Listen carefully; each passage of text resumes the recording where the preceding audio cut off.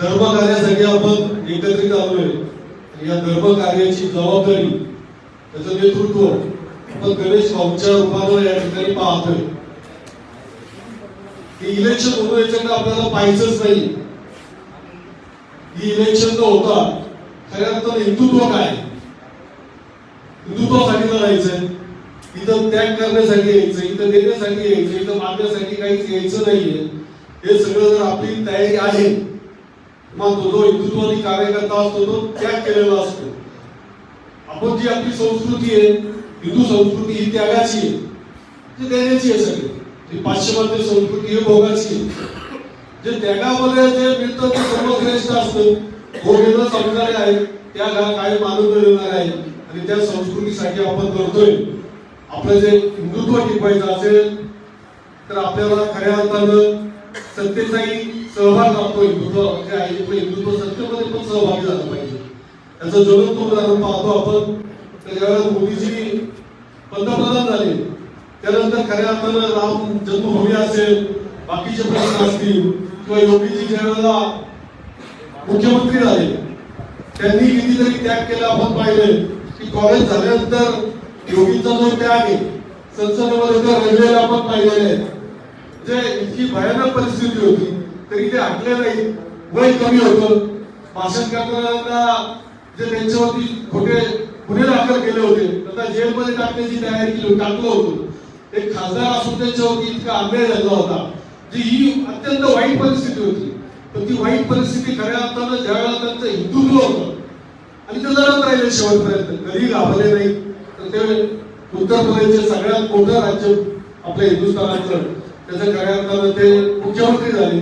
मुख्यमंत्री झाल्यानंतर त्यांनी फक्त हिंदुत्वाबद्दलच नाही तर पूर्ण उत्तर प्रदेशची जी परिस्थिती बदलली, ज्याला युपी म्हणायचे त्याला उपयोगी म्हणून कोणाला संबोधायला लागले खऱ्या अर्थानं। तर हिंदुत्वाची ताकद आहे।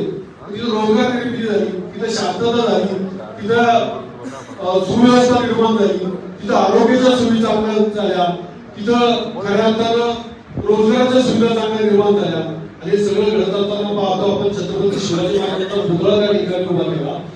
रायगडावरती मोदी साहेब ज्यावेळेला पहिल्यांदा मुख्यमंत्री झाले तर आपल्या या भूमीमध्ये आले। ते पहिल्यांदा शपथ घ्यायच्या ऐवजी मुख्यमंत्री पदाची शपथ घ्यायच्या ऐवजी ते रायगडावरती आले। त्या भूमीला त्यांनी स्पर्श केला आणि नंतर शपथ घेतली त्यांनी मुख्यमंत्र्यांचा। आणि आज जो आपण काळ पाहतो, आपण पाहिलं तर जगामध्ये जी मुस्लिम राष्ट्र आहेत ती सुद्धा आता मोदींना आणि योगीला खऱ्या अर्थानं पाय हलाय घालतात।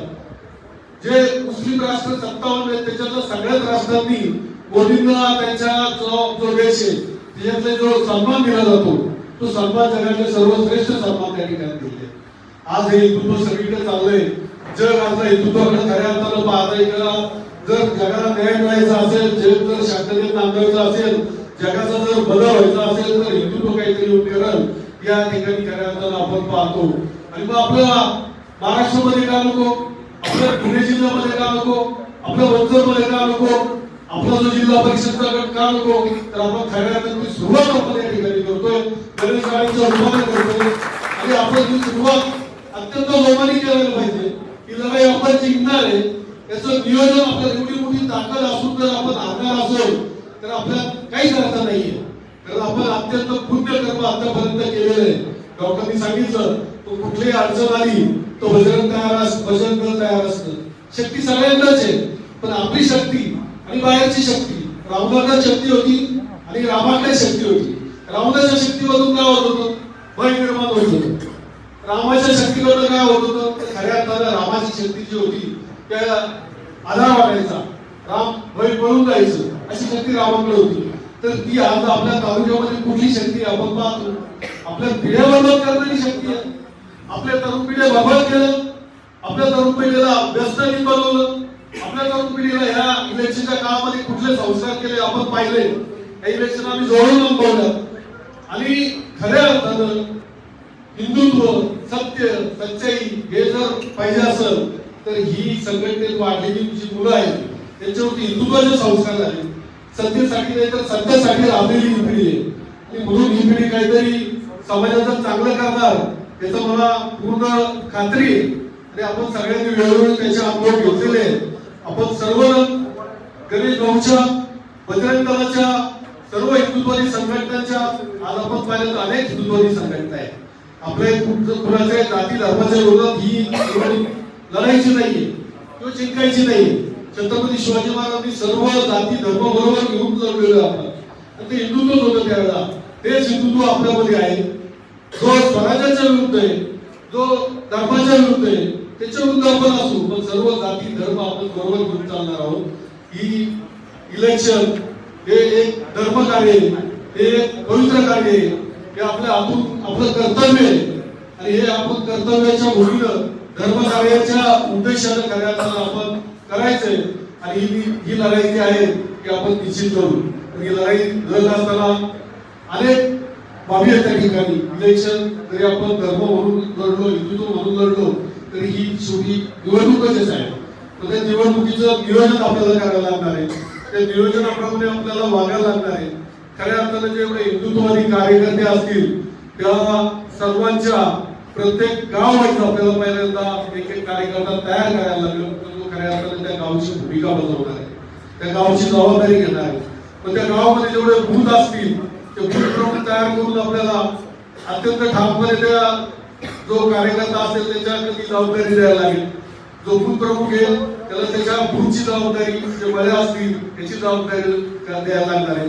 अत्यंत मायक्रो प्लॅनिंग करायला लागणार आहे, अत्यंत त्याग करायला लागणार आहे. आपल्याला कुठली गाडी भाड्याला घ्यायला लागणार नाही याची आपण तयारी करायला लागणार आहे. कुठे आपल्याला पैसा लागणार नाही, आपल्याला पैसे शिल्लक राहिले पाहिजे असे आपण, म्हणजे आपण गणेश गाडीकडनं हे केलं नाही पाहिजे. गणेश गाडीकडनं आपल्याला गाडी येणार आहे, गणेश गाडीकडनं आपल्याला पैसे येणार आहे, गणेश गाडीकडनं आपल्याला जेवण मिळणार आहे, हे स्वप्नात आणू नका, डोक्यात काढून टाका. आपल्याला इलेक्शनला काय करायचंय आपण ठरवायचं आणि हे सगळं उभं करायचंय. ज्यावेळेला छत्रपती शिवाजी महाराजांनी स्वराज्याला सोबत केलं तसं आपल्याला आपल्या तालुक्यामध्ये खऱ्या अर्थानं आपण हिंदुत्व म्हणून यायला करतोय. आम्ही या ठिकाणी आलो कुठलाही पक्ष म्हणून आलेलो नाहीये, ते धर्मकार्य चाललंय. हिंदुत्वाने हात दिलेली आहे की 30 वर्ष आमचे संतोष भाऊ आंबेडकर असतील किंवा बाकीचे सर्व हिंदुत्ववादी कार्यकर्ते असतील त्यांनी पाहिजे. मला जी जबाबदारी टाकली, माझ्याकडे जी मागणी केली, मी गेली 30-35 वर्ष या संघटना सर्व संघटनाशी बांधलेला आहे. जी काय खायचा वाटा घेता येईल तो मी घेत असतो. आणि या इलेक्शन मध्ये तुम्ही सगळे मिळून ही जबाबदारी माझ्यावर टाका, कोणती टाका, ती जबाबदारी मी पूर्ण पार पाडणार. आणि ही इलेक्शन पूर्ण परिस्थितीमध्ये आपल्याला जिंकायचीच आहे. हे मी आपल्या सर्वांच्या वतीनं गणेश गाडे साहेबांनाही एक आशीर्वाद देतो आपल्या सर्वांच्या वतीने.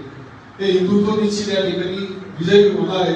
श्री रामाचे आशीर्वाद आपल्याला आहे, छत्रपती शिवाजी महाराजांचे आशीर्वाद आपल्याला आहे. आपण एक चांगलं पवित्र कार्य करण्यासाठी चाललेलो आहे. आपल्याला मध्ये याच्यामध्ये कुठे आपल्याला हे करायचं नाही किंवा मी निवडून आल्यानंतर मी काय भ्रष्टाचार करणार आहे, मला तिथे जाऊन हे करायचे. खऱ्या अर्थानं आपल्याला जे एक चांगलं स्वराज्य छत्रपतींनी मिळवून दिले ते सुराज्य कसं करता येईल, आपल्याला एक नीटनेटकेपणा कसा आणता येईल त्याच्यात. माझा शेतकरी, विद्यार्थी, कष्टकरी, मजूर, कामगार, शाळकरी या छोट्या छोट्या समस्यांच्या कशा बदल करता येतील. म्हणून आपण सत्तेमध्ये गणेश गाड्यांच्या रूपानं या गटामधनं आपण गणेश गाड्यांना पाठवून फार उशीर झालेला आहे. बोलण्यासारखं खूप आहे पण आपण फार न बोलता आपण चांगलं नियोजन करू. तुमचे सगळे जर एवढे तरुण असले की जी इलेक्शन जिंकण्यापुरतं मला वाटतंय खूप काही आपल्याकडे आहे आणि ही इलेक्शन आपण निश्चित जिंकू अशा मी सांगतो आणि थांबतो. जय श्रीराम.